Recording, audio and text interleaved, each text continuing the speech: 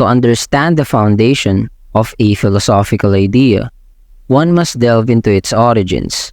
This provides clarity regarding why a philosopher arrived at their propositions.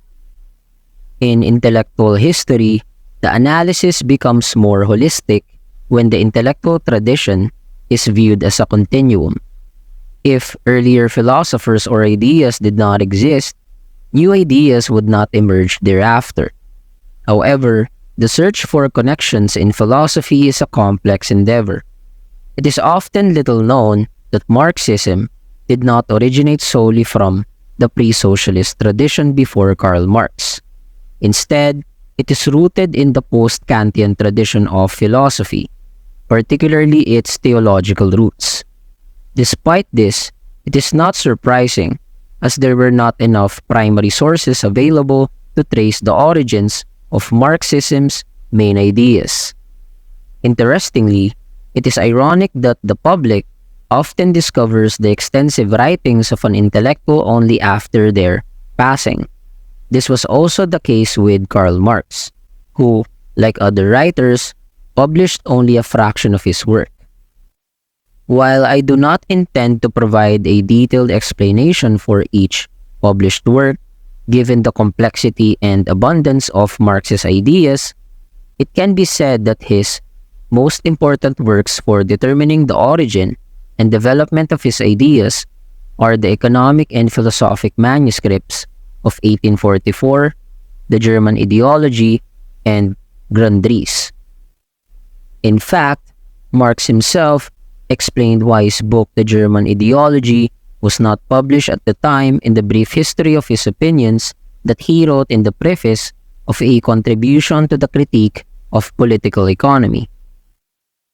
Furthermore, the manuscripts from 1844 came into Engels' possession in 1883 after Marx's death, and later they were passed on to the leaders of the Social Democratic Party of Germany, or SPD, after Engels' death in 1895. Following the Russian Revolution, the Marx-Engels Institute in Moscow acquired the manuscript materials. Eventually, under the directorship of David Ryazanov, the institute oversaw the publication of Marx's unpublished early writings. Unfortunately, like other prominent Marxists, Ryazanov died during Joseph Stalin's leadership. Although the publication of Marx's early writings took time to gain public attention, it marked an important event in the history of Marxism and its future study. These writings provide insight into the development of Marxist thought from Marx's own perspective, starting from his 1844 manuscripts and the first part of the German Ideology. They help identify the origins of the philosophical system, its relation to post-Kantian philosophy, and the meaning of Marx's key concepts. Additionally, they enable a deeper and more detailed exploration of each stage in the development of Marxism, including its theological origins. Immanuel Kant, hailing from former East Prussia, undoubtedly stands as one of the most influential philosophers in intellectual history, alongside Plato, Aristotle, and Hegel. It is evident that Kant's philosophy originated as a response to Hume's radical skepticism, which is expounded upon in his seminal work, The Critique of Pure Reason, widely regarded as the most significant book in the annals of Western philosophy. Consequently, to overcome Hume's epistemological challenge, Kant sought to undergo a profound transformation of his philosophical thought. While Kant produced numerous writings, three of his works hold primary and paramount importance, as they form the cohesive framework of his entire system of thought. First is the Critique of Pure Reason in 1781, concerning his epistemology or theory of knowledge. Second, the Critique of Practical Reason in 1788, addressing his ethics or moral philosophy. And third, the Critique of Judgment in 1790, encompassing his aesthetics or theory of art and teleology. positing that everything in nature occurs according to an overarching design. It is through these three works that his ideas were molded. To delve into Kant's epistemology, Kant recognized David Hume's radical skepticism as a profound challenge to the foundations of science. Consequently, the primary focus of his theory of knowledge was to address Hume's critique. Particularly, Hume's theory on causality and all scientific knowledge derived from empiricism became the subject of Kant's inquiry. Kant posited that if Hume's criticism, which deems irrationality and pseudoscientific truths in science, such as laws of nature lacking empirical basis, were true, then all knowledge derived from science and philosophy would lack a foundation. Hence, Kant needed to demonstrate that there exists a rational and acceptable pathway for humans to attain knowledge and comprehend the world. The central problem that drove Kant's critique was whether synthetic a priori knowledge is possible. This refers to statements that are true synthetically, requiring confirmation beyond mere definitions, and a priori or true independent of experience. Kant's philosophical investigation culminated in the writing and publication of his magnum opus, The Critique of Pure Reason, in 1781. In a nutshell, how did Kant address the predicament left by Hume? In this endeavor, Kant scrutinized Hume's epistemological dualism, which solely posits dualism with the aim of constructing a new system. To accomplish his objective, Kant directed his critique towards Hume's epistemological dualism, which encompasses two facets. First, knowledge based on the connection or relation of ideas. This relates to the connection between ideas in the human mind. Here, verification is based on the logical relationship of ideas and the connection between subject and predicate. For example, the doctors are medical experts. This is true based on the definition of doctors. And second, knowledge based on truth. This pertains to the relationship of a statement to reality, where the impression serves its verification. For example, the doctors have low salaries. This is not true based on the definition and requires further confirmation. Within this framework, knowledge based on the connection or relation of ideas arises from the principle of a priori, asserting that it is, first, true by virtue of its definition, and second, truth that is independent of experience. Instead of treating them as separate entities, Kant amalgamated these two characteristics of knowledge based on the relation of ideas. From this analysis, Kant forged a novel category of truth based on definition, which he termed analyticity, exemplified through analytical statements. So, what does an analytical statement entail?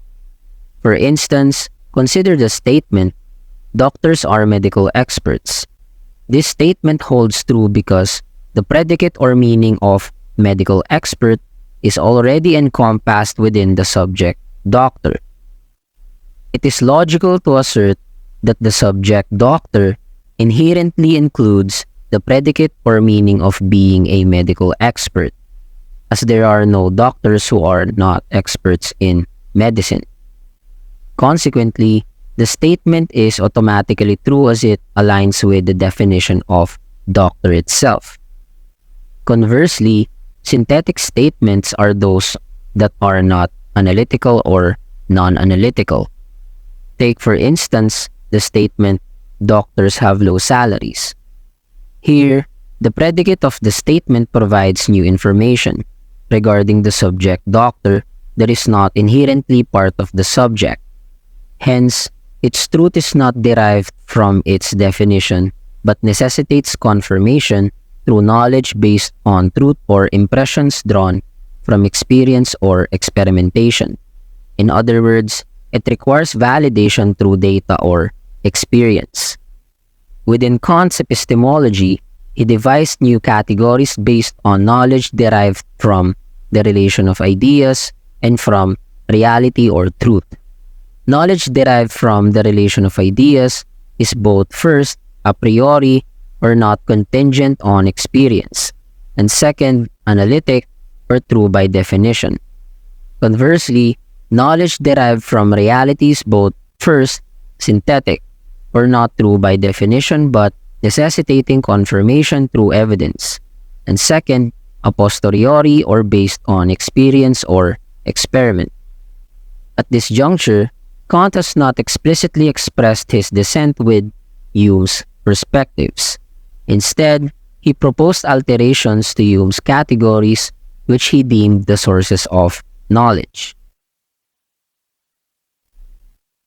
To comprehend the origin of Kant's primary question and conclude his argument against Hume's radical skepticism, it is advantageous to commence with an analysis of Kant's analytic synthetic diagram.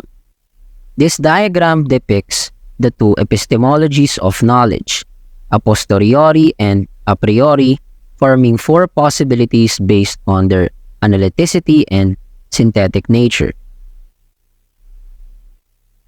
In the first possibility, Kant maintains that there is no knowledge based on analytic a posteriori, since he is convinced that there is no true knowledge derived from experience or a posteriori and based solely on definition or analytic. The second possibility encompasses analytic a priori, corresponding to knowledge derived from the relationship of ideas within Hume's framework. Here, the knowledge is true by definition or analytic and independent of experience or a priori. For instance, the statement doctors are medical experts holds true as it aligns with the definition of doctors. The third possibility involves synthetic a posteriori, representing knowledge based on truth within Hume's framework. It is not true based on definition, but necessitates confirmation through additional information or experience or synthetic, and is derived from experience or a posteriori. An example of this is the statement, doctors have low salaries, which is not true based solely on definition and requires further confirmation with additional information or experience. Now, Kant's main problem and question revolve around the fourth possibility. Is it possible to have knowledge based on synthetic a priori? Can knowledge be true without relying on interpretation and independent of experience? Hume would argue that this is not possible, asserting that knowledge can only be based on the connection or relation of ideas and truth. However, Kant endeavors to demonstrate that this is not the case.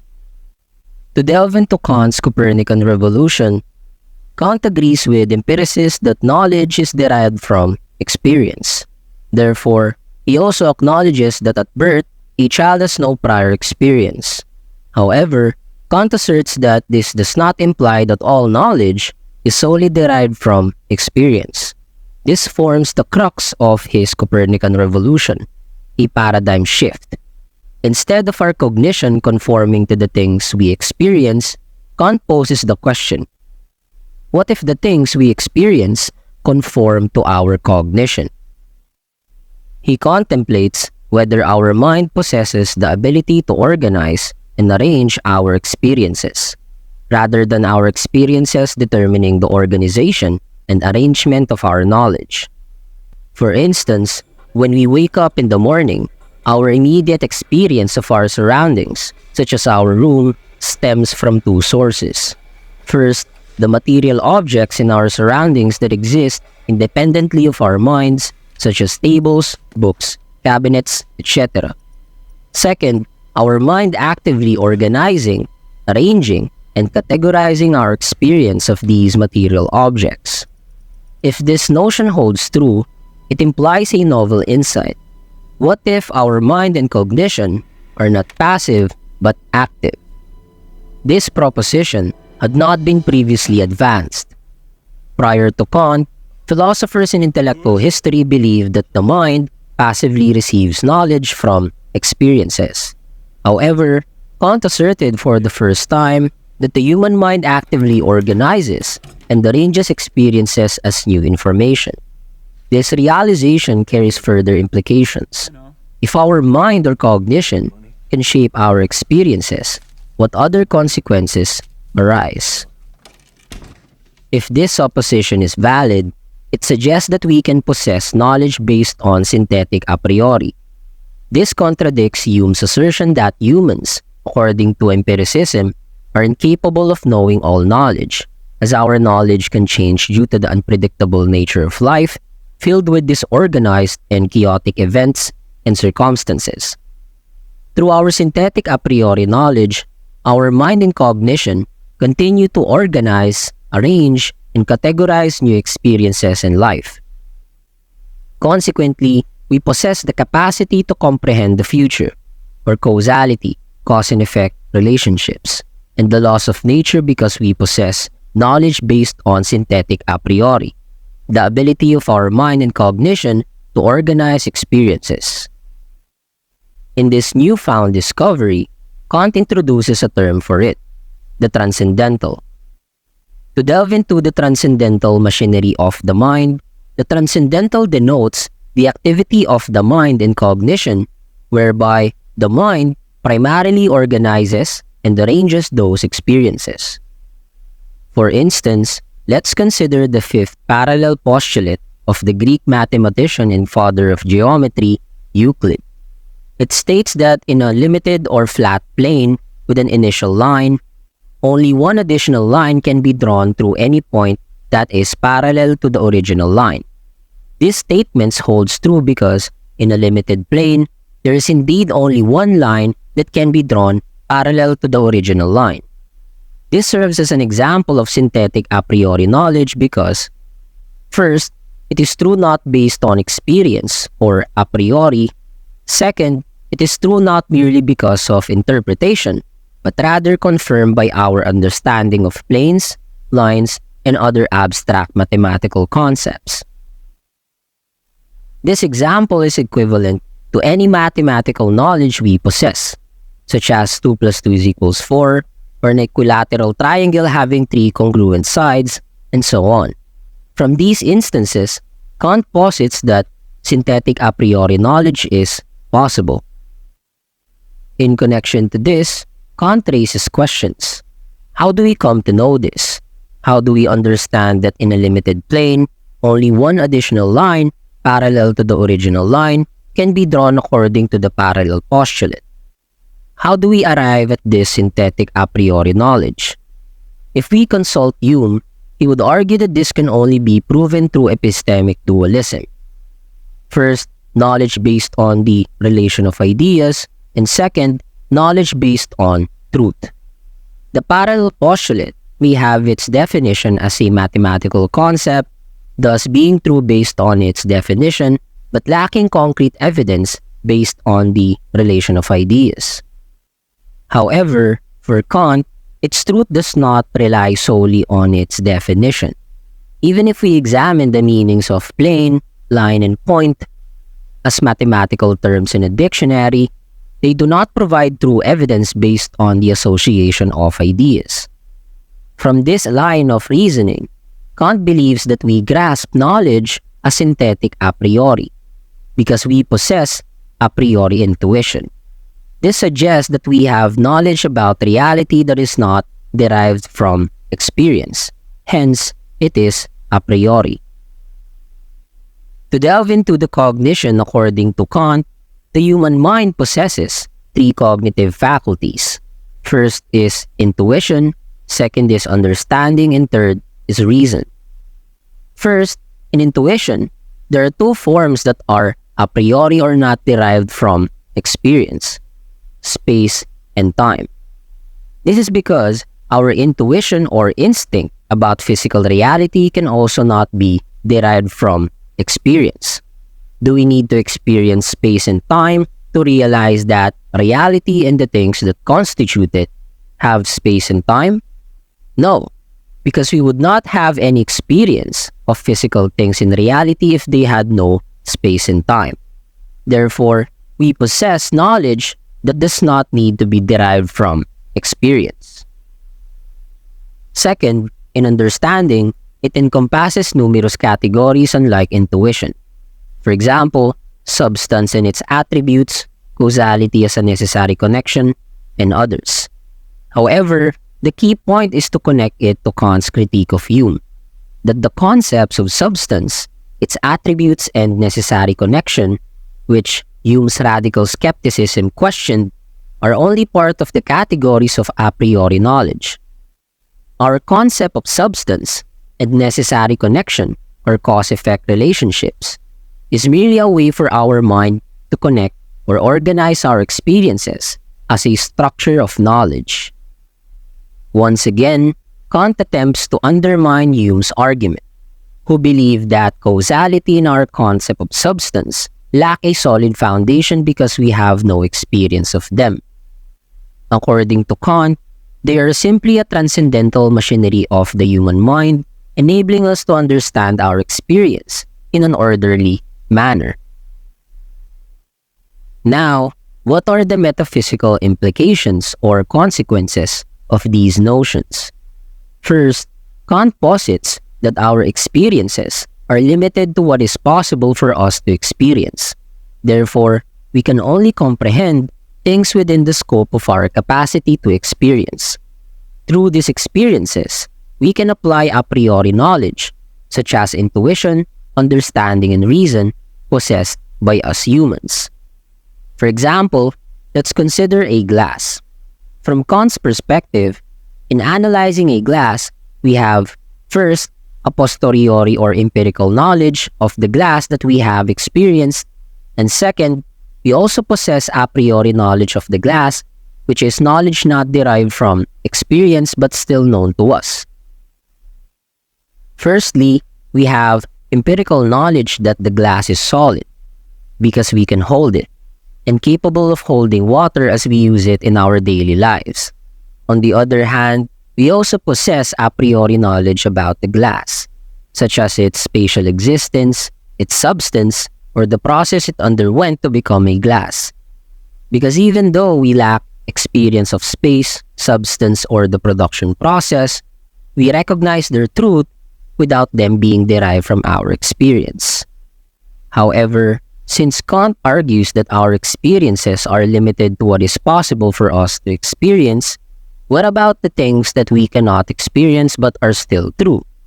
Take, for instance, quantum particles. These are theoretical constructs in physics that are posited to exist but cannot be directly observed or experienced in the traditional sense. We can only infer their existence through mathematical models and indirect evidence. Here, we observe the limitation of Kant's transcendental philosophy, as it raises the question of why we should not acknowledge the existence of something simply because we lack experience of it.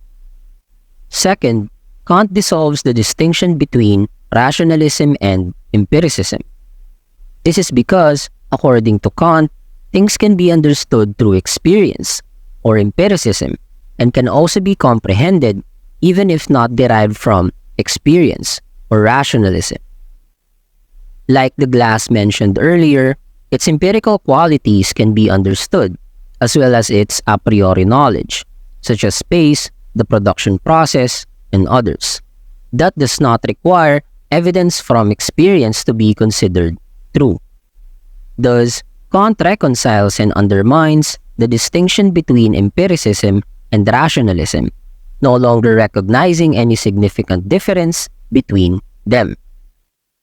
Third, while Kant dismantles Hume's radical skepticism regarding the scientific method and its established laws of nature, he introduces a new skepticism wherein the limitations of human experience and corresponding a priori knowledge also restrict our understanding of things beyond our experience.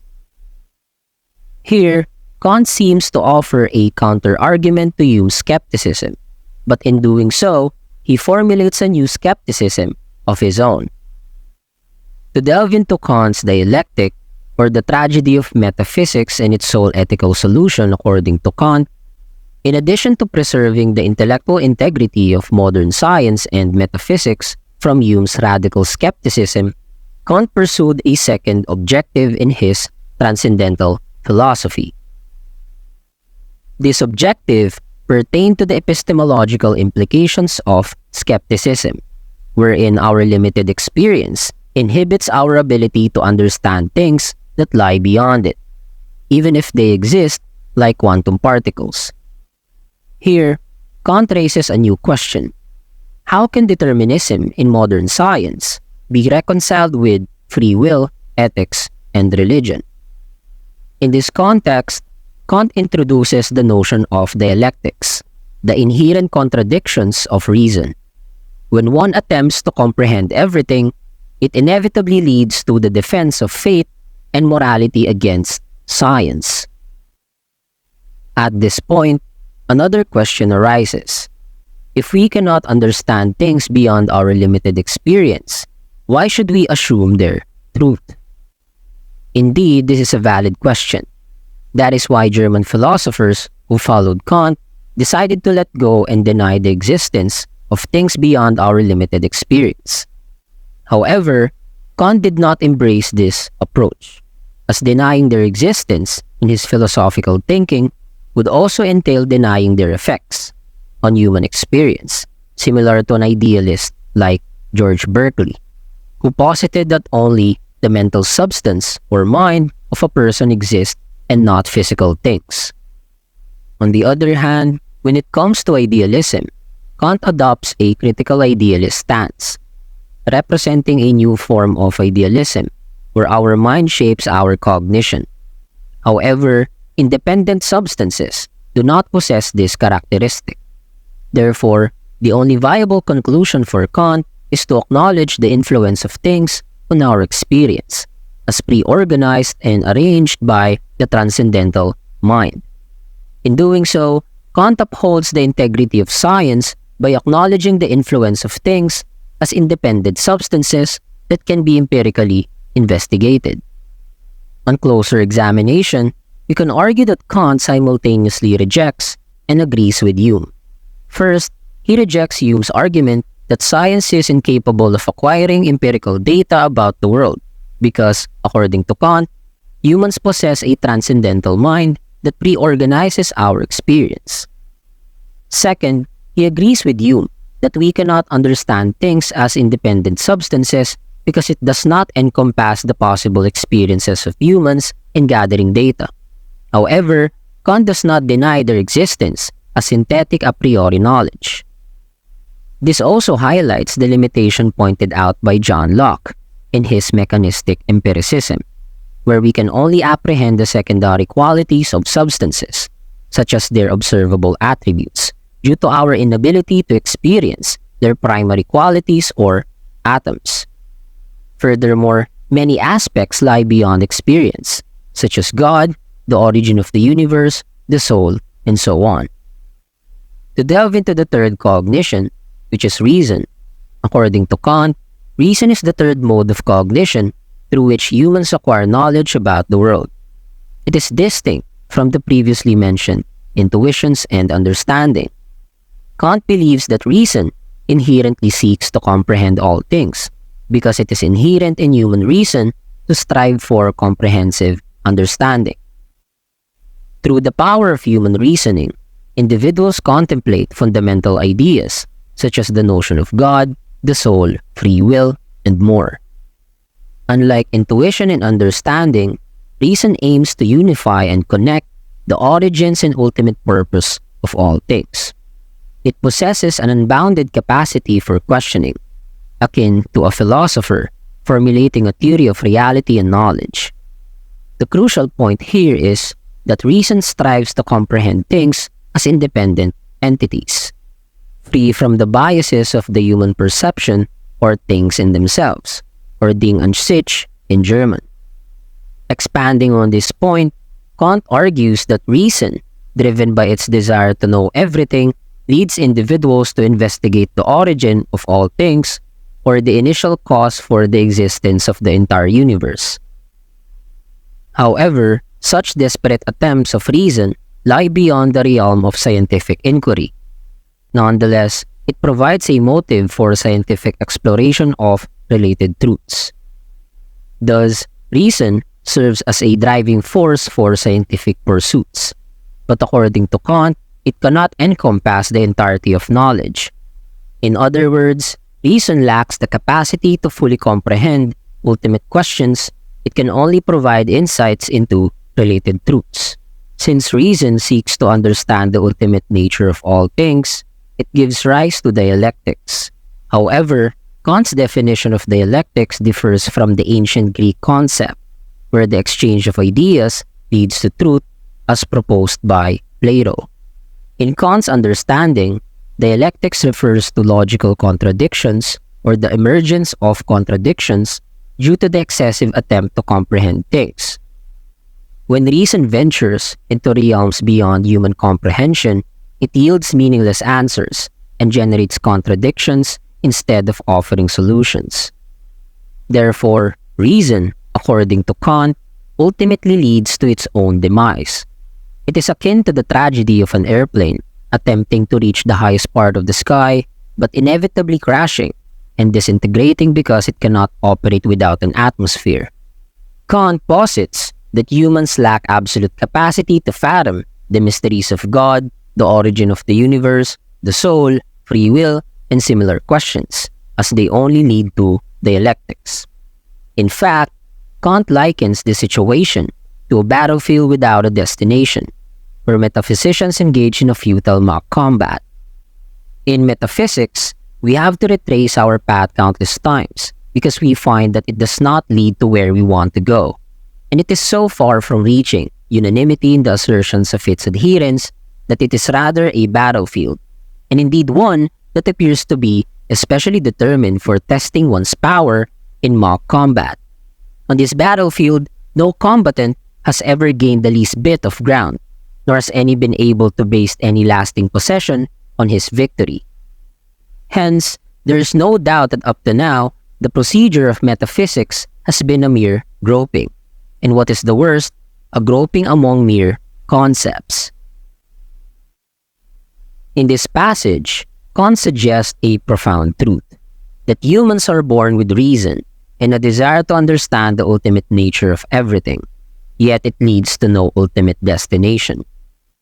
However, Kant derives a positive aspect from this intricate truth, and that is religion, providing a room for faith. Sorrows pin you to this place. They divide you from what your heart knows. And there are a lot of good hearts out there. I'm looking out there. I'm seeing a lot of good hearts out there. I see a lot of joy out there. I mean, can you imagine if people didn't believe what things they get up to? To delve into the Post-Kantian tradition, or the continuation of German idealism in the Kantian tradition, the French Revolution of 1789 ignited changes in many areas, not just in philosophy but also in politics, culture, and society. Most importantly, this event offered hope to many philosophers for a democratic society, where people break away from tradition and are open to new democratic government structures, as well as recognizing the need for the dialectical flow of new ideas. Due to this new atmosphere of intellectualization, philosophers of this era arrived at a new metaphysical question. Is it possible to reverse scientific naturalism and find a metaphysics of freedom? This also includes the freedom of the human mind and its deterministic aspects. During this period, the methods of philosophers were distinct because they did not follow the usual schema of the prevailing tradition, which involved, first, starting with metaphysical descriptions of the physical or natural world as described by science. Second, then finding ways to place human freedom, the human mind, and ethics as primary in this metaphysical world. Instead of following this usual schema, they wanted to reverse the tradition and place the self at its center through Kant's ideas, assuming that nature was formed from itself. But who were these philosophers? They were German philosophers, namely Johann Gottlieb Fichte and Friedrich Wilhelm Joseph von Schelling.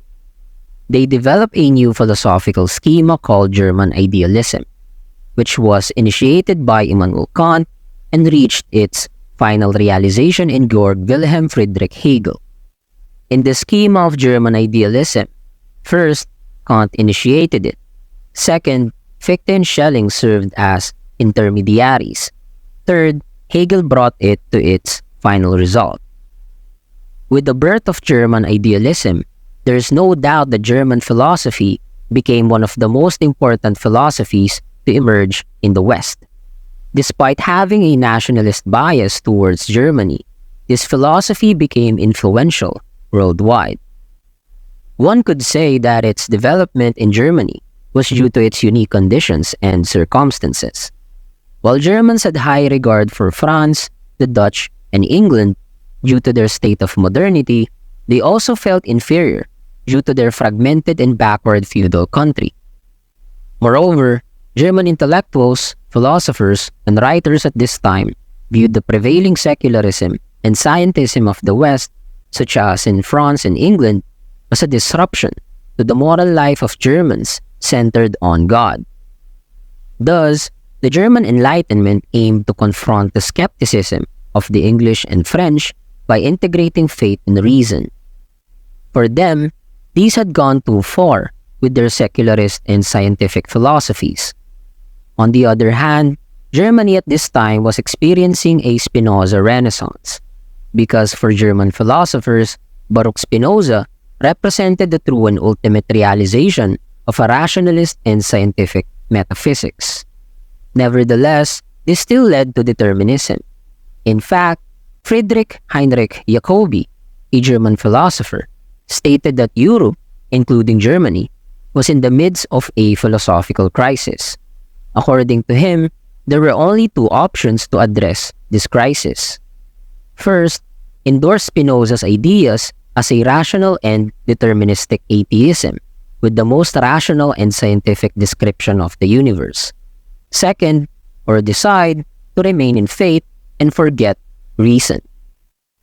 However, German philosophers did not choose between these two options laid out by Jacobi.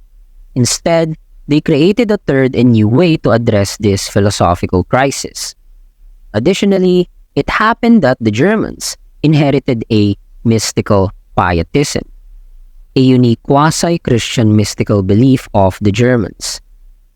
In this pietist tradition, elements of Platonism and an orthodox version of Christianity by Meister Eckhart and Jakob Böhme were combined. In Eckhart and Böhme's unorthodox version of Christianity, it contained elements of pantheism. As Eckhart said, "I am God," or He is God. For him, God is in everything, and God is everything. Therefore, we are God. Moreover, pietists had the notion that the original state of God was a darkness with a will, or the desire to lead to its own revelation. In other words, as seen from Schelling to Hegel, the German and mystical pietist tradition of Eckhart and Böhme stated that, first, God develops. Second, God changes over time. Third, God is not fixed. And fourth, God moves from its lack of consciousness to complete consciousness. Therefore, the creation of the entire universe serves as a way for God to progressively recognize Himself. Additionally, this implies that the Christian God should be viewed as a needing creation, as a way to understand Himself contrary to what He created. Furthermore, in the tradition of Eckhart and Böhme, the Trinity represents the stages of God's development in this way. On the other hand, over time, the French Revolution had a complex effect on the Germans. However, it should be acknowledged that the French Revolution underwent various radical phases, which made its complex development more notable to intellectuals compared to the American Revolution. In the early stages of the French Revolution, many intellectuals in Germany viewed it as a great inspiration for promoting freedom and equality, However, the tragedy of the terror in 1793, where the Committee on Public Safety executed thousands of suspected counter-revolutionaries, resulted in Napoleon seizing power and conquering German states, Central and Western Europe. Additionally, this widespread struggle also led to changes in the modern concept of nationalism. Although nationalism was not invented by the Germans, popular versions of nationalism and the belief in the national spirit and culture emerged from German intellectuals in response to the French occupation. For some Germans, Kant provided a way to find the origins of the mechanistic and scientific nature of the free self, in line with the impact of the French Revolution, where some intellectuals realized that, first, according to Kant, the mind is active, not passive. It creates its own authority in organizing its own experience, indicating that humans are powerful and free to be autonomous. Second, this was also combined with the new notion of society from Jean-Jacques Rousseau, where the freedom of the individual and the rational person with political authority is recognized, having the freedom to act and speak. Therefore, for some Germans, this was a comprehensive philosophy based on freedom, which could also be linked to the new science and could also be paired with the mystical or dynamic Christianity of the Pietist tradition, as well as political freedom. If these elements could be combined, this philosophy was distinctively German, because it was unlike the abstract and irreligious philosophies of the French and English.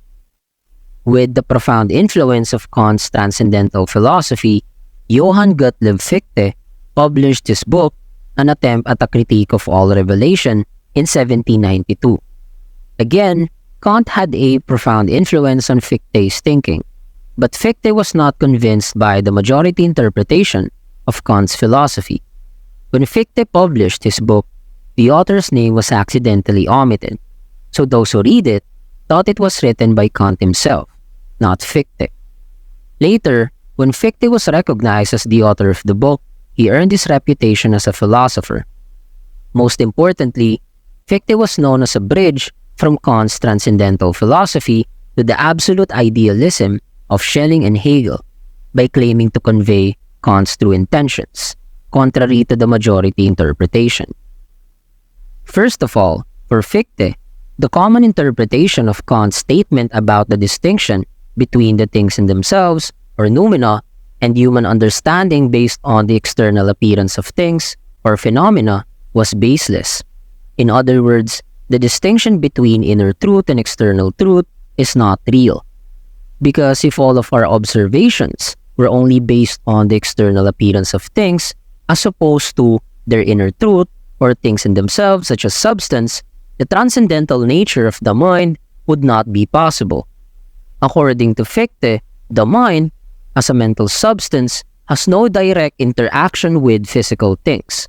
Therefore, because the mind actively organizes its experience of nature or reveals itself or the self, nature, for Fichte, reveals its non-self. For Fichte, Kant stated that there is no difference between the external appearance of things and their inner or true nature, or the things in themselves. This is because the transcendental mind of humans reorganizes their experience based on the self.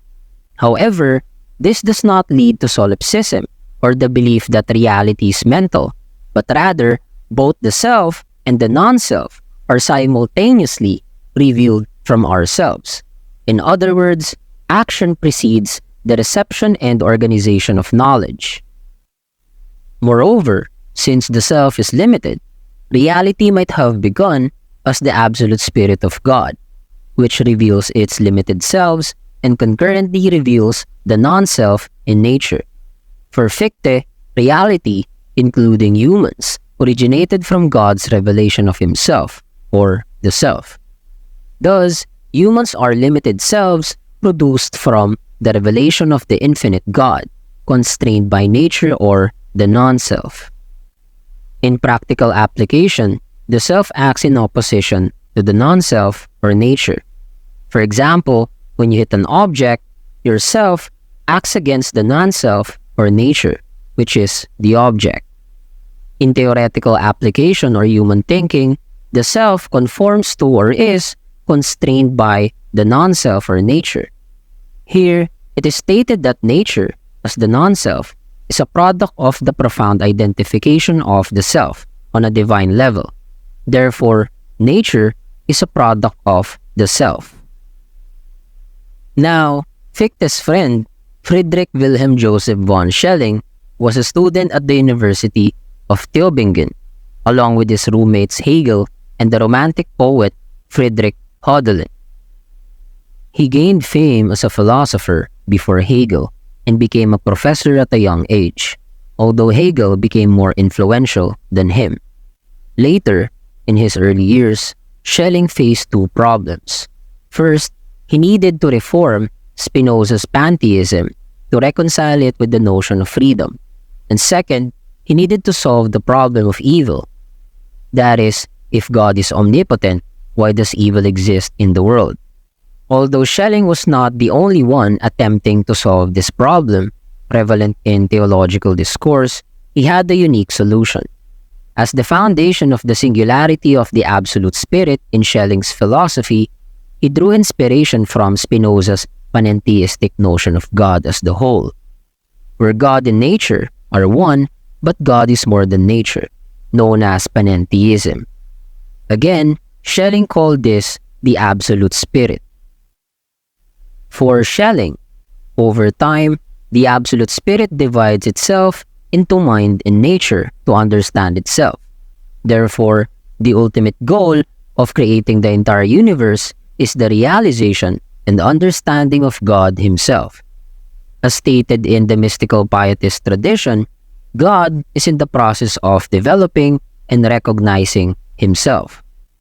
God will achieve this by dividing and developing Himself and the other, to recognize that the other is part of His identity or the identity of God. Thus, the other, or humans and other things found in the universe, are merely parts of a grand narrative for God to recognize Himself. Thus, once again, for Schelling, Spinoza was not an atheist, because Spinoza posited that although God and nature are one, God is more than just nature. Contrary to Hegel and Fichte, from Schelling's perspective, nature is the origin of God's identity. Here, we can say that Schelling was a naturalist, cloaked as an idealist philosopher. Like modern philosophers, Schelling couldn't abandon the biological perspective within the framework of Aristotelianism, as Aristotle's four levels of soul appear in Schelling's philosophy, concerning the superiority or inferiority of life compared to inanimate objects. Here, Schelling asks, is the existence of an organism more complete or true than that of inanimate physical substances? However, if this is true, how do we view God from this biological perspective? If inanimate physical objects, like a rock, are not as complete or true compared to living organisms, within this biological categorization in the framework of Aristotelianism, is God like a rock, stationary and undeveloping? If so, for Schelling, God is alive and in the process of developing towards the full realization of Himself. Here, Schelling critiques the static determinism in Spinoza's notion of God, where God is fixed and things are predetermined by Him. Thus, although Schelling accepts Spinoza's notion of God as the totality of the universe, he does not believe that the order of the universe is predetermined by God. Instead, he believes that God is undergoing a process of development towards the complete realization of Himself without the taint of determinism. However, if God divides Himself or becomes fragmented to undergo the process of self-recognition, how does Schelling prove that God is the absolute or the sum total of everything? For Schelling, God has a foundation or base from which His existence emanates. Here, the foundation or base of God is the essence of His existence. In this regard, Schelling provides a mythological explanation of the nature of God. For Schelling, God, in his mythological and primitive interpretation, is the Ungrund in German, or unground or chaos in English. For Schelling, God is a chaos and dark energy, where the distinction between the base and the ground is not determined. Now, because there's something that prompts God to create, this chaos becomes separated into base and ground. Here, nature is the actualization of the ground, while spirit or mind is the actualization of the base. In this regard, humans are the actualization of both. In other words, the human spirit or mind is the actualization or part of God's essence and existence, while nature or the physical is the actualization of the ground. Regarding the problem of evil, evil arises when the ground of anything escapes the control of the base or spirit to take over control, which can only happen to humans. In other words, humans have a part that is like a dark ground, such as our temptations and desires. Although necessary and not absolutely harmful, they are beneficial only when controlled by our base, such as reason and spirit. But when these roles are reversed, humans tend to commit evil. Thus, a force emerges to counteract evil, none other than love, restoring the integration of base and ground. Because of Schelling's unique narrative, he was accused by meticulous readers like Hegel of being mythological and overly romantic. However, this thought of Schelling's is undeniably epochal, especially in continuing the Post-Kantian tradition towards the radical readings of post-Hegelian philosophers like Karl Marx. Despite their similar philosophical style but differing in approach, Fichte and Schelling shared the German philosophical ambition to create a systematic philosophy that aims to answer all philosophical questions. This was a significant attempt in the history of philosophy, as Aristotle, Aquinas, and Spinoza also sought in their thoughts. In the scheme of Fichte and Schelling, they formed a holistic analysis, encompassing the reason for the creation of the universe, the root of evil in the world, the relationship of the physical and mental. Overall, this was a unique synthesis of the scientific framework of metaphysics and the religious belief rooted in the German tradition. Furthermore, it's essential to highlight the fundamental themes of the unique style of German idealism in philosophy. First, its active and evolutionary nature. Second, its subjection to a process of development. And third, the intersubjective relationship of humans to their surroundings, or the development of God and human participation in this grand narrative. On the other hand, although it has unique themes, it is still a continuation of the past. It led to the conclusion of the immaterialist George Berkeley, stating that the entire reality is only mental and not physical. Moreover, despite Schelling's rejection of determinism, acknowledging the role of God in his creation of the universe as a bridge to his complete realization still indicates that reality is established according to God's overall plan. However, Fichte and Schelling's thoughts are dynamic and evolutionary, compared to Berkeley's static and fixed model of the universe. Thus, contrary to Berkeley, Fichte and Schelling do not deny the existence of material and other non-mental entities, as they see this as stages of God, again formed to lead to God's complete realization. Most importantly, the emergence of this philosophical scheme paved the way for the formulation of the greatest and final systematic thought of Hegel, one of the most influential philosophers of the 19th century. Georg Wilhelm Friedrich Hegel had a very interesting approach to his philosophy. Although his thought provided a rationale for the legitimacy of the political philosophy of his time as the realization of true freedom according to the Spirit of God, his style was unique and still held many possibilities beyond its authoritative intention. Thus, there is still a tendency for it to be radical or revolutionary as Marx did. In this regard, Hegel's thought is unique because he accomplished this in a historical method, without disconnecting the German spirit.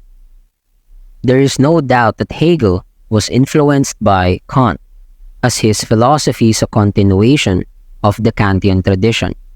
Therefore, this unique intellectual activity is called the Post-Kantian tradition. Moreover, Hegel was also influenced by the Western Enlightenment, and of course, by Fichte and Schelling, along with his fascination with ancient Greek tragedy and his sophisticated historical research.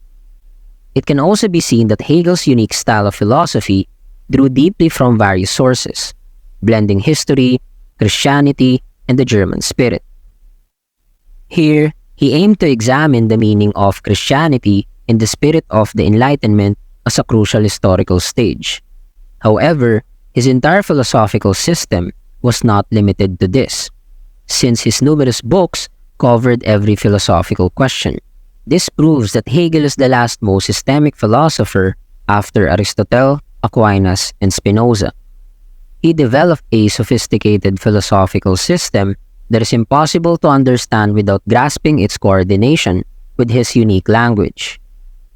Again, the German spirit was central to the intellectuals of Hegel's time, because they wanted to reinvent education and culture in their country. Perhaps this was the reaction amidst Germany's fragmentation as a nation due to the French occupation. However, they still wanted to conserve their pietist tradition of Christianity as it was rooted in the identity of German culture. This attitude of the Germans reflects the rejection of the Western individualistic values, as they valued human self-awareness through its relationship with others. Here, it can be seen that Germans had a strong community orientation compared to the individualism of other Western countries under capitalism. His book, The Phenomenology of Spirit, as his most important philosophical work, serves as an introduction to his philosophical thought. Therefore, a brief introduction of its contents is necessary.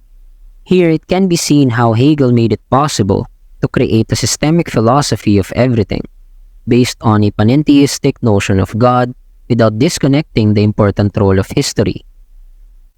Hegel was the only one who attempted to do this among all German idealists. Once again, The Phenomenology of Spirit is an excellent work. In fact, it was initially written as an introduction to his philosophical system. The goal of this work is to describe or explain the shapes or forms of the Geist, which is the spirit or God. According to Hegel, over time, the spirit undergoes a process of development in history, from its most narrow or limited forms to the holistic perspective of God. It suggests that the actual flow of history narrates the progressive story of the maturation of the shapes or forms of the spirit. Here, we can see Schelling's influence on Hegel, particularly in the notion that God develops or changes and that humans have a role in this narrative towards the complete realization of God in himself. However, Hegel's application of this idea was unique, in that he developed a detailed analysis of the history of humanity. In Hegel's view, each stage of history represents the development of God's self-awareness, ultimately leading to his full realization. Although the notion that God develops or changes towards his realization is derived from Hegel's fellow idealist, Hegel uniquely situated this process within actual historical events. For Hegel, historical events occur to fill the spirit's limitations. Here, negation or opposition is inevitable, as it must be confronted by anything. According to Hegel, each stage of history should be examined to understand that, first, a particular historical period achieves a higher form of consciousness that previous periods did not attain. Second, and if the achieved consciousness is insufficient, it will be filled by subsequent stages. Third, therefore, the flow of history is the gradual elevation of humanity's form of consciousness. Now, in each stage of history, a higher form of consciousness is attained through the struggle of opposites, known as Hegel's dialectic. It is worth noting that this term was not new, having been used by Plato and Kant. However, as a continuation of the Kantian tradition, Hegel's version of dialectic was his response to Kant's notion. For Kant, it was a logical contradiction, where reason led to meaningless conclusions because humans could not understand the things in themselves or noumena, which were beyond their limited experience. However, for Hegel, this notion had no place in his thinking, because through the dialectic, the struggle of opposites leads to realization and unity, filling their limitations. Kant's dialectic is the tendency of reason to contradict itself, because it wants to understand everything. Kant used this limitation to make space for religion or moral living in the face of the irreligious perspective of science. While Hegel's dialectic is the method of transition or change of states, Hegel used this to explain the nature of all things, from biological organisms, ideas, and truths about the universe. For the simplest and most common demonstration, one can use Fichte's method and language to explain Hegel's dialectic, the thesis, antithesis, synthesis. Although Hegel did not use the thesis, antithesis, synthesis relationship and instead used the abstract negative concrete relationship to explain his concept of dialectic, it expresses the fundamental point and is easier to understand. Under this dialectical process, it begins with a thesis or something, such as an entity, position, or idea, and in its context, it creates opposition or struggle with other things, or the antithesis. In this struggle of opposing things, it leads to a resolution to form a new unity and higher level of consciousness, or synthesis. Thus, the dialectic can be seen as a general theory about the development of things. It also creates a new view of the development of history, where political opposing camps confront each other, leading to a resolution or transformation of their society. Relatedly, for Hegel, the dialectic is inevitable, encompassing all things in the universe, where all finite things always produce their opposite. Again, this happens to fill the limitations and lead to a higher state of consciousness or the spirit. However, this also means that the only thing not subject to the dialectic is God and his complete realization of himself, because the dialectic occurs according to the whole or God himself. Using this dialectical scheme, Hegel could conceptualize the development of ideas, philosophy, political movements, and other things within a single framework. In explaining this scheme, it is important to discuss the concept of Begriff, meaning the notion or idea of something and its associated truth.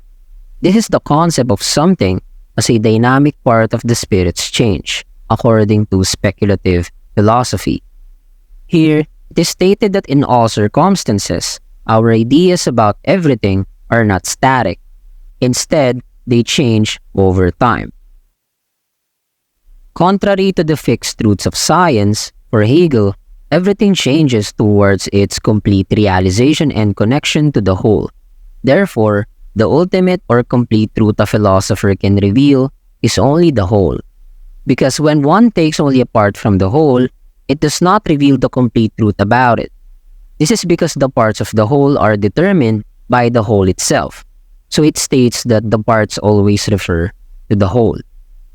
The Geist or spirit, which refers to God, exists as itself or in itself, but does not refer to a single thing or individual alone. For example, I exist not simply because I am aware of myself, but because of my relationship with others. Our consciousness only has essence according to our relationships with others. Even if you say, I don't care what others think, this statement still acknowledges the existence of others as validation of your existence as an individual. It is worth noting that the intellectual faculties identified by Kant are, first, reason, second, understanding, and third, intuition. However, German idealists, including Hegel, criticized this, arguing that reason, or Vernunft, is contrary to understanding, or Verstand, because for them, understanding is only reflection. Hegel also believed that reason is not just an epistemological illusion, as Kant suggested in his notion of dialectic. Rather, Hegel believed that reason sees the movement of the spirit. Here, Hegel criticized Kant's notion that reason leads only to contradiction or illusion, because for Hegel, reason develops towards its complete realization of the whole. Relatedly, Hegel's theory of the whole presents a new theory of truth. In the intellectual history of the West, a truth must have an associated theory, which is a form of agreement. In the popular theory of truth called the correspondence theory, ideas or statements are true when the things they describe exist in reality. For example, if it is true that I think a cup of coffee exists in front of me, it must be that the cup of coffee I describe exists in reality or in front of me. Although this is a clear demonstration of truth, there are instances where it is wrong, and Hegel was one of the main proponents of a new theory of truth opposing the correspondence theory. For Hegel, truth must connect ideas or reality as a whole. Thus, the cup of coffee in front of me, if I describe it only by its characteristics as a cup, does not state a falsehood but offers a limited or incomplete description of this thing. To reveal the truth about this thing must be related to other things in the continuous development of God. Therefore, it is part of a whole. Thus, Hegel's theory of truth is a holistic and evolutionary theory of reality. It is true that a cup of coffee is in front of me, but this is only a limited description of the whole. Additionally, Hegel's notion of self-certainty, or the certainty of one's current state, is also important. For example, it may be true and undeniable that I am here at my desk writing, indicating that I am here. However, for Hegel, this is an incomplete and abstract description, as it refers to a state encompassing various instances. Because we can say that I am here not only in this instance, but also in other instances. I can say I am here even if I am not at my desk writing or if I am in another place. Here, Hegel states that our concrete descriptions of our current state or situation are only at the level of perception, but the words they contain are only abstractions. Thus, our concrete words contain only abstractions. Therefore, our existence refers only to the whole and not to a limited part of the whole. On the other hand, Hegel also attacked Descartes' Cartesianism in his theory of consciousness. According to Hegel, our self-consciousness can only be understood through the awareness or understanding of others. Here, Hegel used the early stages of history. According to Hegel, in ancient civilizations, the masters and bondsmen hindered this recognition. Now, because recognition of each other is hindered, they also prevent each other from attaining self-consciousness. For example, in the master-slave relationship, the slave sees himself as a non-free thing, while the master sees himself as free but only at an abstract level, thus also hindering the master from recognizing himself as a thing. Although the slave suffers more in this relationship, each prevents the recognition of the other, where the slave is deprived of self-recognition because he does not understand his capacity to be free or his true self as free. On the other hand, the master's recognition is also deprived, as the master is deprived of the opportunity to demonstrate his capacity for creative work, which is also part of human self-recognition. Here, each has its own limitation related to its opposite. This is similar to the ancient Jews, Greek, and Roman slaves, who in the gradual flow of history became the root of revolutions led by slaves against their enslavement. Thus, at a point in history, slaves will unite in a bloody struggle or revolution against the ruling class or masters to decide who will attain the free self-consciousness. Even in the process of the slave struggle, he recognizes his free will, because at the point of deciding to fight, the slave recognizes his free will as he bravely faces danger to be free. When the slave does it, he is already equal to the master. Thus, the master realizes that he is not an omnipotent and powerful negation or antithesis. Instead, he needs to face the slave on equal footing. And in the same action of the slave and master, they arrive at the realization of their freedom from their limitations and mutually undergo the unhappy consciousness, worshipping an external cross as a shortcoming in their lack of unity. Therefore, for Hegel, the ancient period renounced slavery to become Christians. Although Hegel wrote this over hundreds of pages in the Phenomenology of Spirit, he is only providing a fundamental philosophical and historical point, that the struggle of the oppressed or slaves against the oppressor or masters is the recognition of their own consciousness, while the master's recognition of slaves as their equals is the recognition of their own consciousness as well. In recognizing the limitations of each opposing side, there is resolution and transformation or synthesis in Fichte's language, but in Hegel's language it is called the concrete. Moreover, one of Hegel's interesting ideas is humanity's arrival at the stage of spirit, which supposedly occurred in the 17th century in the West, where cultural sophistication and modern science achieved a form of realization due to their mastery of nature. With the development of political freedom, modern science, modern technology, and economy, people realized that they had the ability to control nature a little. They understood that nature is not just an external entity, but they are part of the whole. Therefore, they possess the capacity to control nature and their surroundings. Now, for Hegel, the French Revolution was a great step towards establishing a higher rationality of history and tradition, but this is only on an abstract level. Here, Hegel states that the French Revolution is an important stage of history, as well as the French and English philosophies associated with it. However, again, this realization is only at an abstract level, because it only reveals the concrete life of the spirit, or the understanding or thought of freedom at an abstract level. Therefore, the bloody tragedy of the Terror occurred because it only had an abstract understanding of freedom, which also caused philosophical errors in the 18th century. During the Enlightenment, Hegel compared the difference between moral duty and custom, in German, Moralität and Sittlichkeit, where Moralität means moral duty, while Sittlichkeit is the notion of a moral community or custom.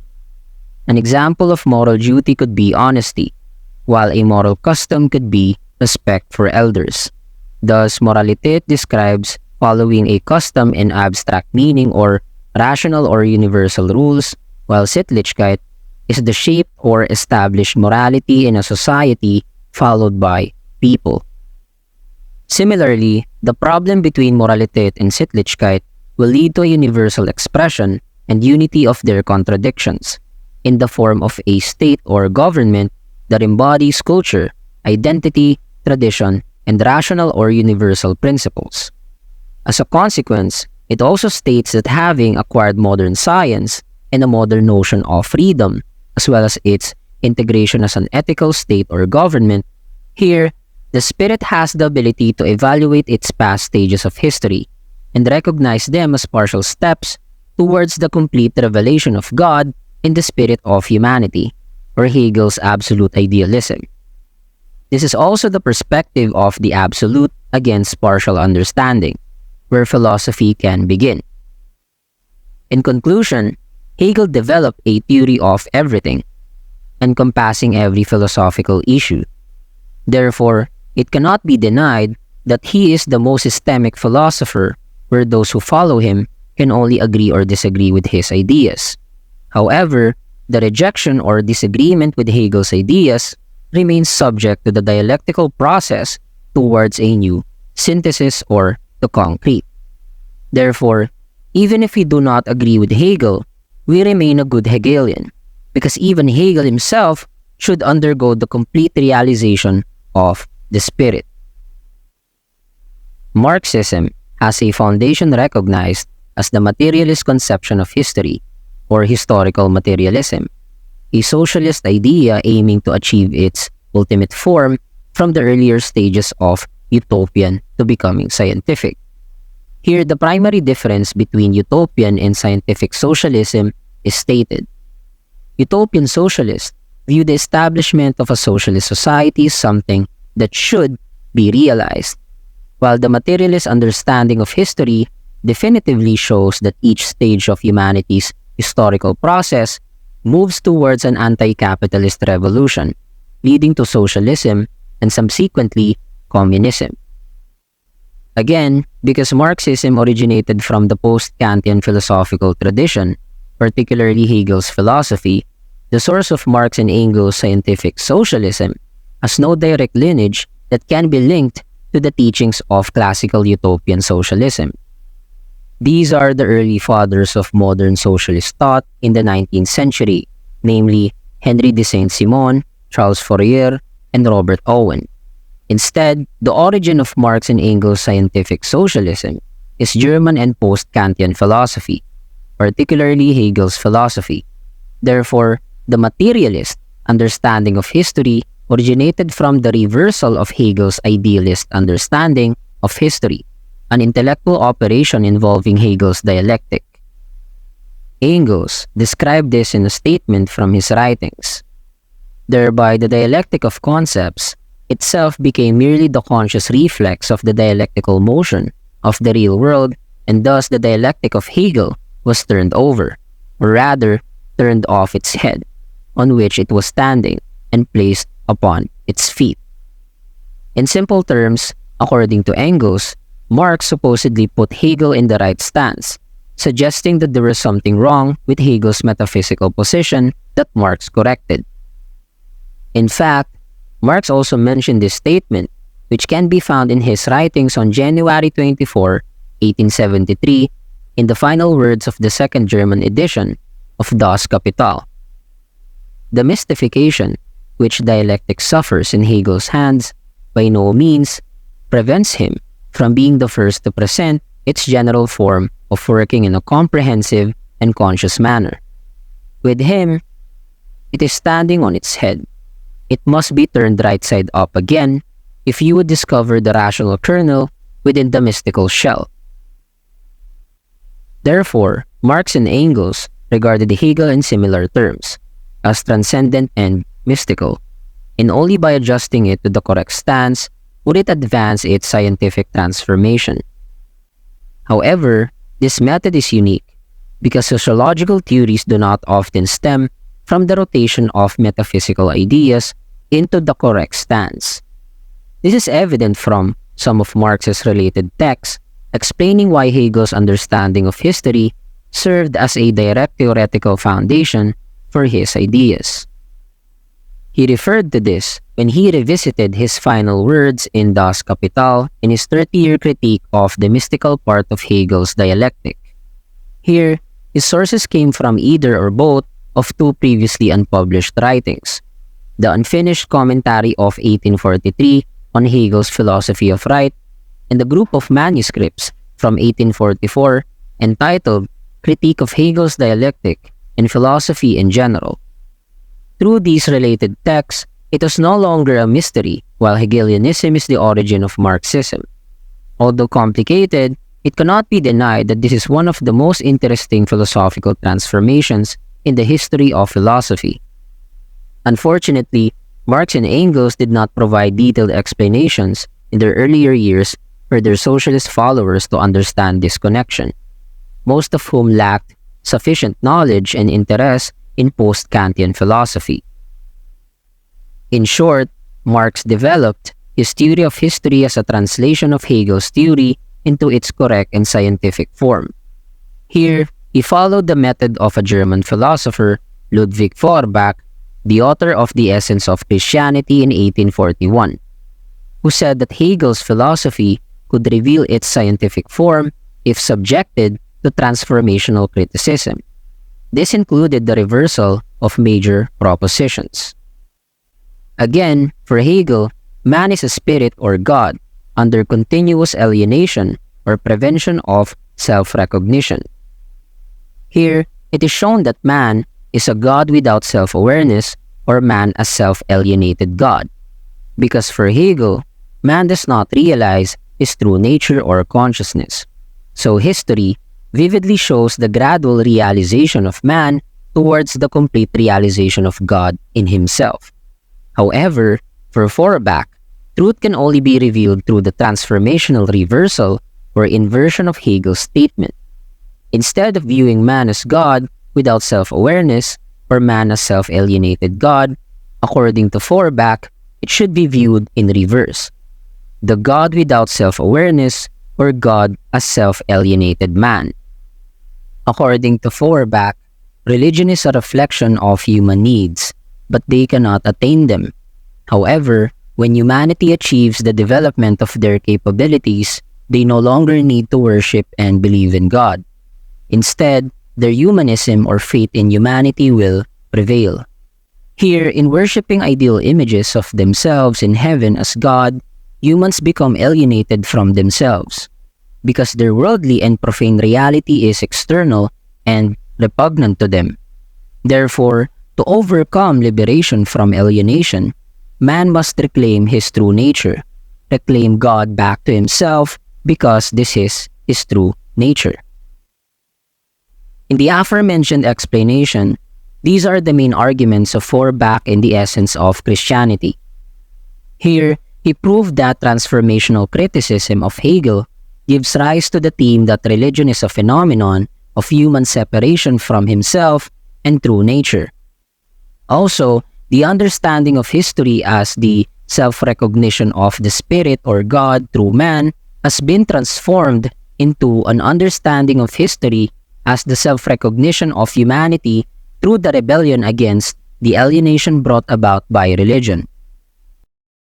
On the other hand, for Marx, like other left Hegelians in Germany, Feuerbach's transformational criticism of Hegel was considered an epochal innovation, because it conveys the message that Hegelian theory has an important truth that when reversed, it resulted in liberating revelation. It also suggests that Hegel can be utilized while avoiding the abstract and mystical aspects of his philosophy. In this manner, societal reality can be discovered through the reversal of its religious lens.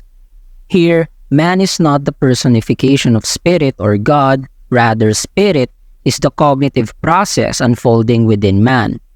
Feuerbach demonstrates that the cognitive process in Hegel's depiction is a reflection of the actual movement of history. Furthermore, the concept of alienation of man can be identified in other scopes beyond religion.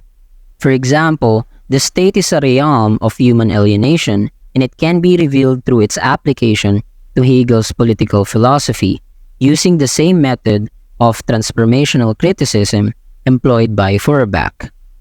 Marx carried out this transformational method in 1843 in his critical commentary on Hegel's philosophy of right.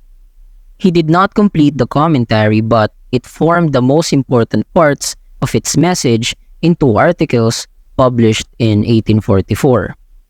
One of these is the essay on the Jewish question, where he described the political life similar to religious life. Just as he described man in the ideal qualities of God, so too did he describe his political power in the state. Here, the political alienation of man is not just an ideal or abstract level but an institutional reality.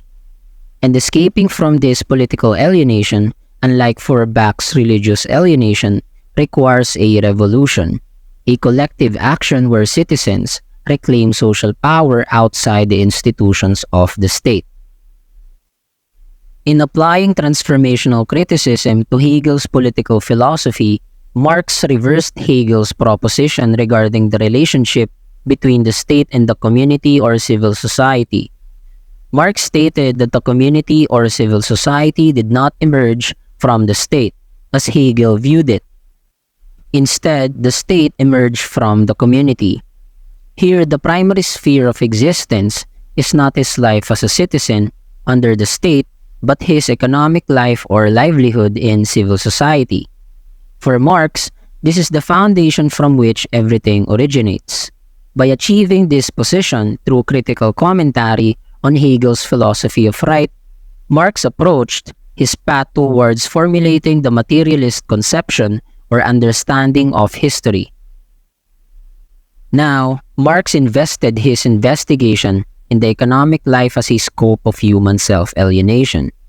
To achieve this goal, he conducted intensive studies on Adam Smith and other classical theorists of political economy.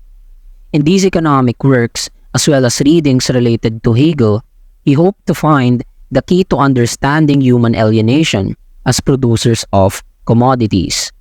At one point in the course of these studies, he developed the idea that would become the foundation of his conceptual system. Here, the main reality of man, mystically translated by Hegel into his philosophy of history, is the truth of human alienation in economic life. This is the fundamental theme of writings known as the Economic and Philosophic Manuscripts of 1844. To understand the underlying meaning and the content of Hegel's phenomenology of mind, Marx formulated his own understanding of history as a process of human development leading to communism. Here, man is a producer, and industry as the external productive power of the species. In the course of history, described by Marx as the history of production, a world of created things gradually emerges around man, where the original nature of man is overlaid with the man-made or anthropological nature. And Marx believed this is to be the true or scientific revelation of Hegelian concept. However, did Hegel not view the history of the world as a history of production according to the complete realization of spirit? Yes, but Hegel's mistake was to mystify the process by viewing productive activity as the activity of the spirit. To change this mystification towards the approach of material reality, Hegel needs to be placed in the correct stance through reversal.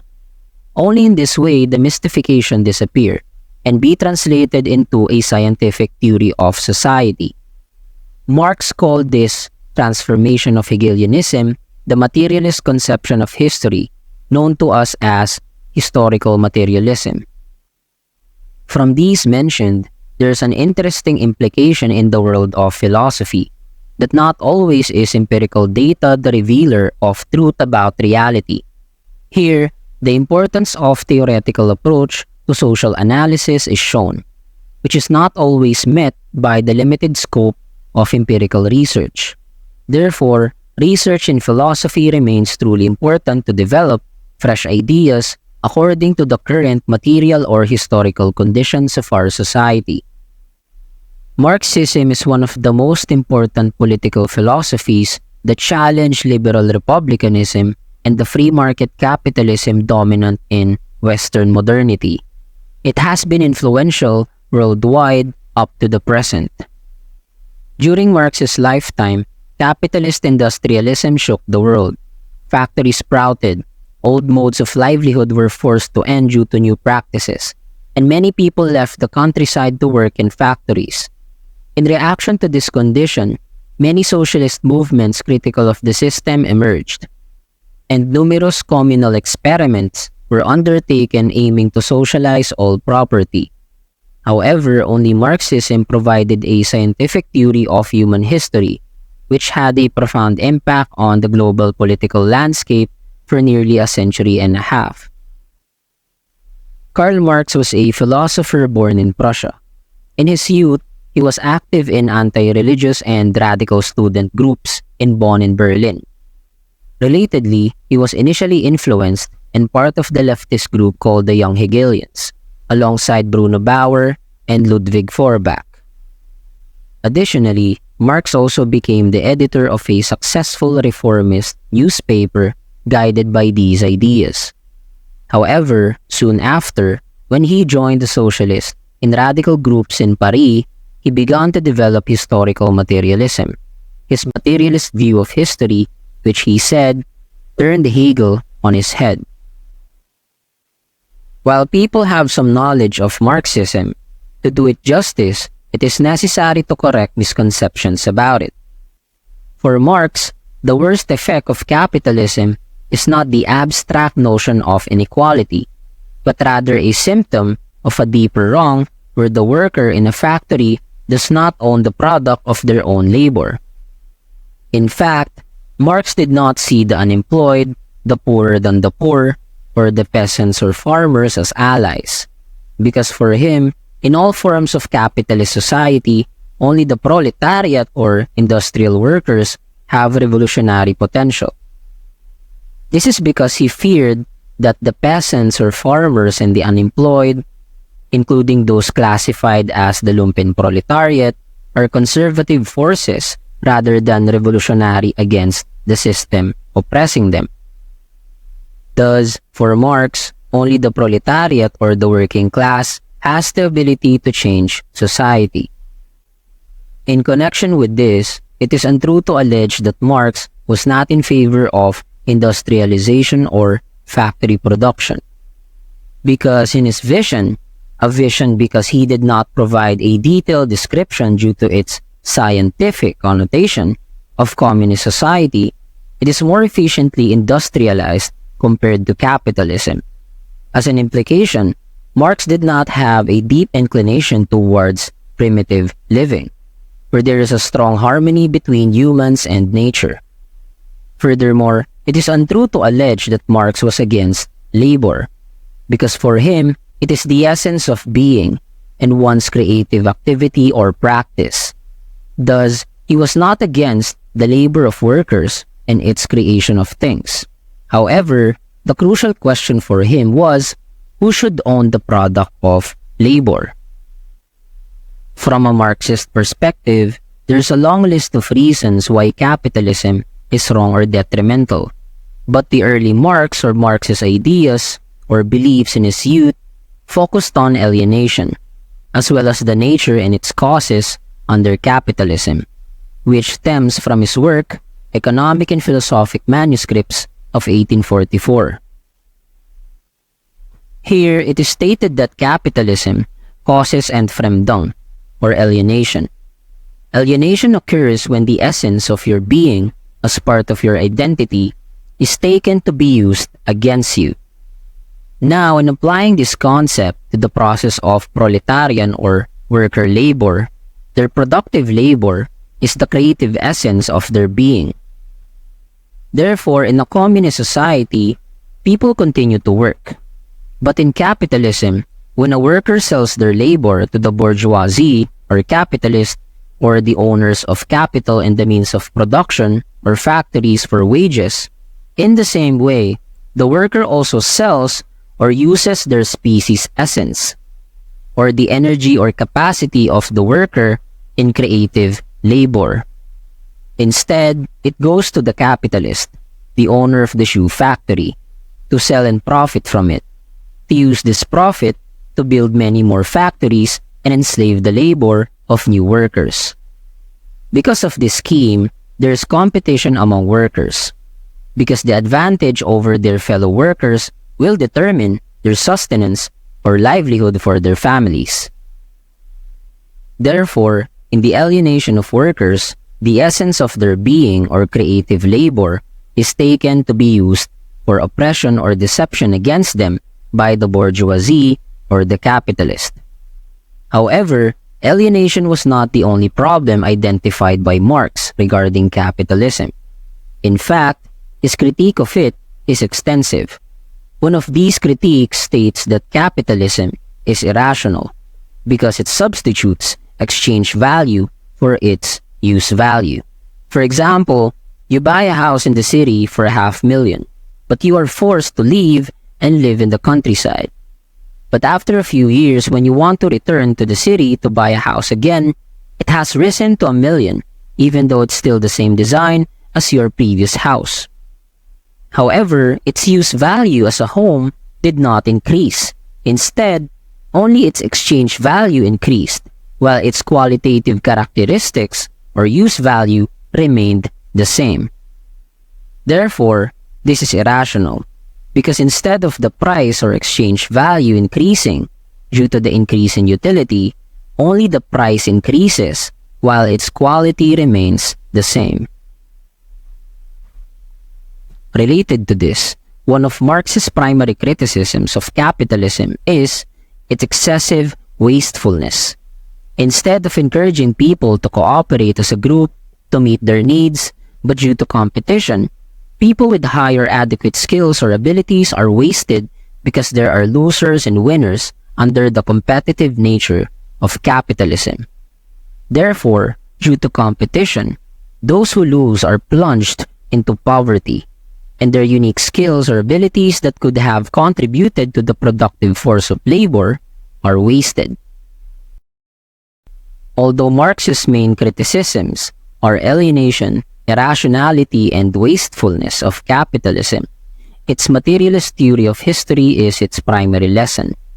As an introduction to this, for Marx, reality is material and not spiritual or ideal. And in its application to society and the consciousness of humanity, it states that the economic organization of society at each stage of history and the state of its technological production causes a colossal division within a particular societal structure. Therefore, social conditions are determined by economic conditions, and social conditions influence the forms of consciousness, values, culture, and behavior of society members. Therefore, consciousness, values, culture, and behavior are determined by social conditions, and social conditions are determined by the economy. Related to this, the method or mode of economic production at a particular stage of history determines social relations. Thus, it also determines the structural classification of that period, as well as determining the culture and consciousness of these classes. Furthermore, the historical evolution of society is based on the conflict between the oppressor class, who owns the means of production, and the oppressed class.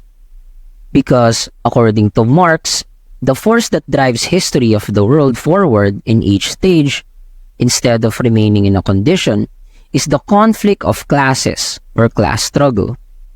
However, not only the conflict of classes determines the course of history, but also its technological state, because its production capability to meet the needs of society and who owns it determines who rules.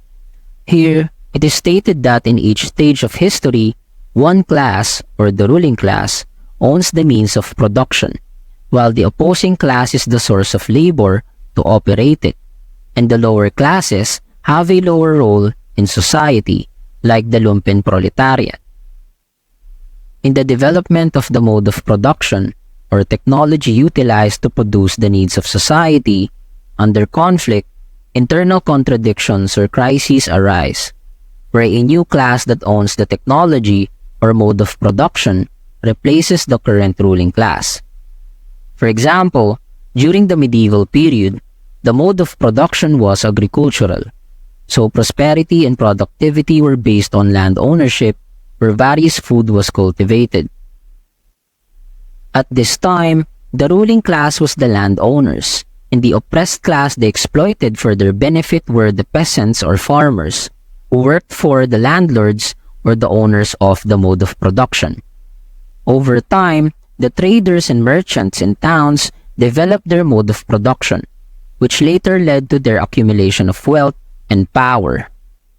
However, the rise of the bourgeois class in towns was hindered by the feudal legal structures of the aristocracy, that supported the agricultural mode of production.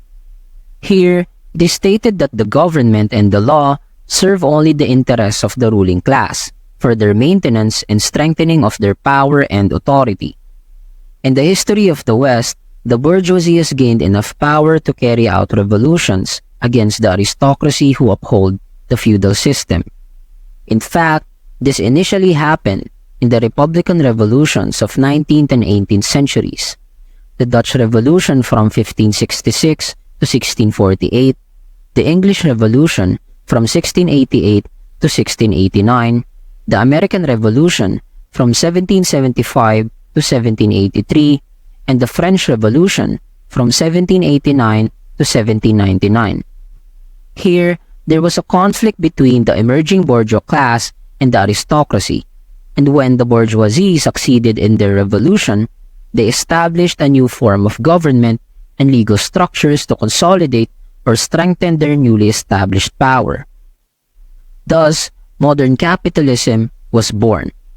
Although Marx recognized the revolutionary role played by the bourgeoisie against the feudal system, for him, capitalism is the greatest force of alienation and exploitation in history. Besides the primitive communism stage of history, where social relations were hunter-gatherers, all stages of history are oppressive, because they possess ruling classes and oppressed classes that are ridiculed and exploited.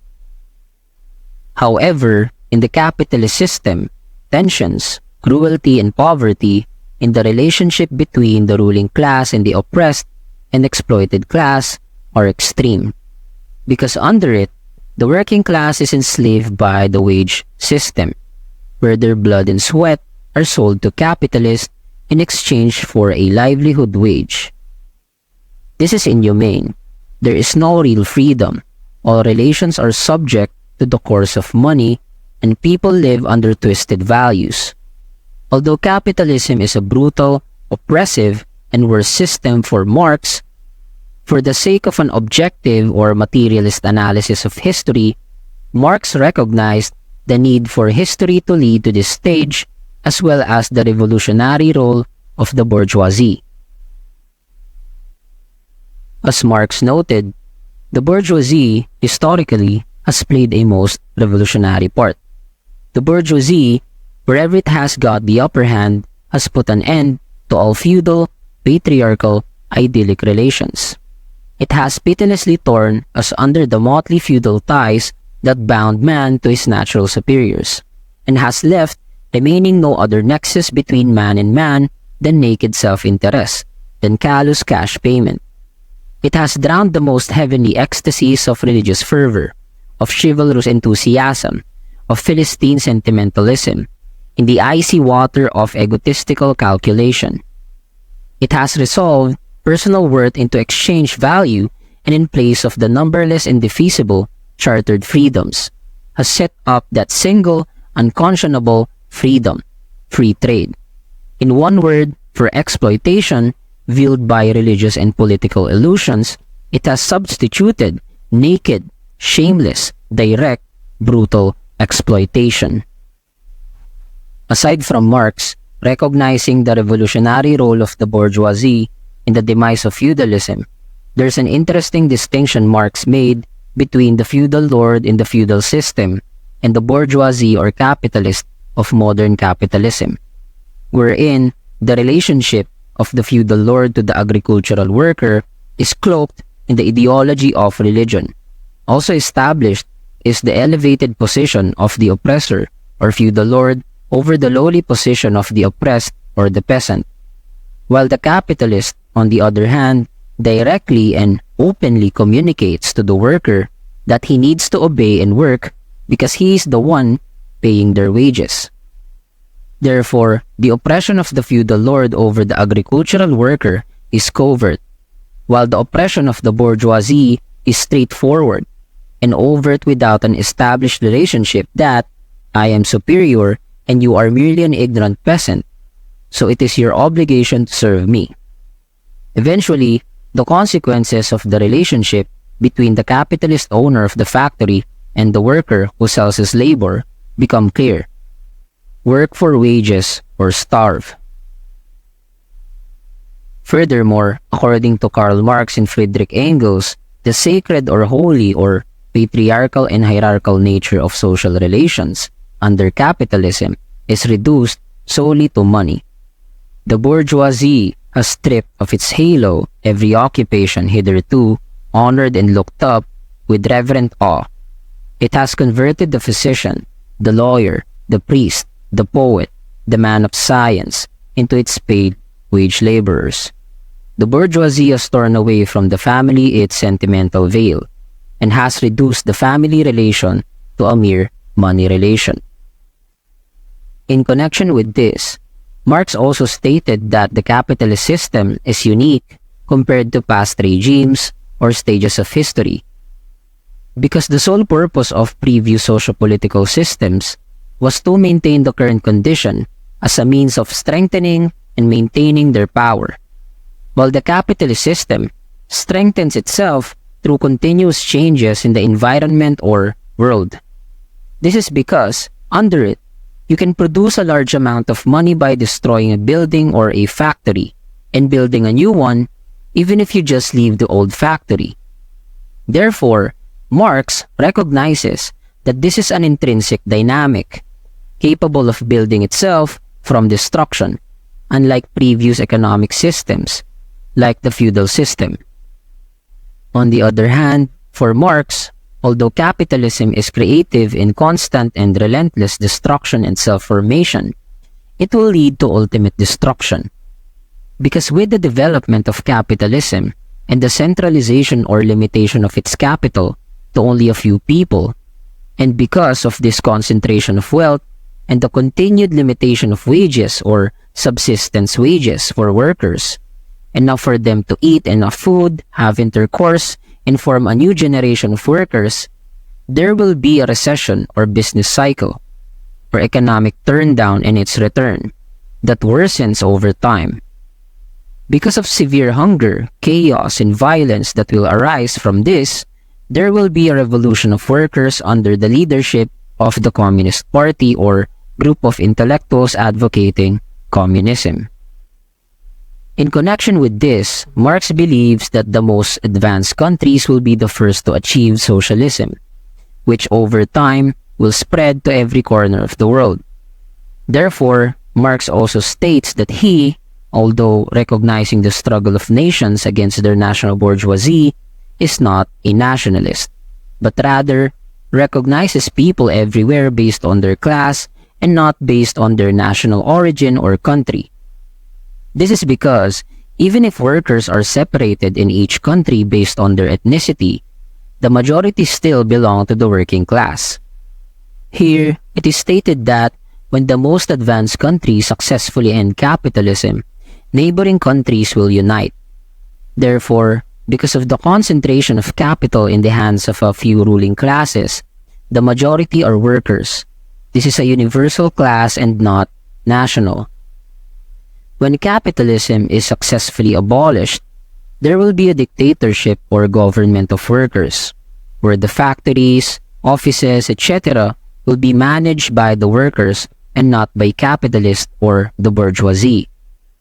And in the implementation of this campaign, a society without class or a classless society will emerge, where there are no ruling classes because there is no concentration and private ownership of the mode of production, such as factories, offices, etc. Therefore, the proletariat or workers will not be the dictators in a communist nation, because they are the majority. They have no leaders and they serve no one but their entire community, hence communism. Ergo, under communism, first, there is no private ownership. Second, the mode of production such as factories and offices will run under the cooperation of workers. Third, when it develops to a high level or excessive productivity, the government will become unnecessary, so it will wither, or the withering of the state. Because if it only exists for the ruling class, it will no longer serve a communist nation. Fourth, and if there are no ruling classes, there are no oppressed classes. And if there are no oppressed classes, it will lead to a classless society. Now, although Marx has some descriptions of a communist society from a few of his works, such as the Critique of the Gotha Program, he cannot be considered a political theorist. This is because perhaps 95% of what Marx wrote is criticism of capitalism. So he is a critique of capitalism rather than a writer of communism, although he advocates it as an economic system.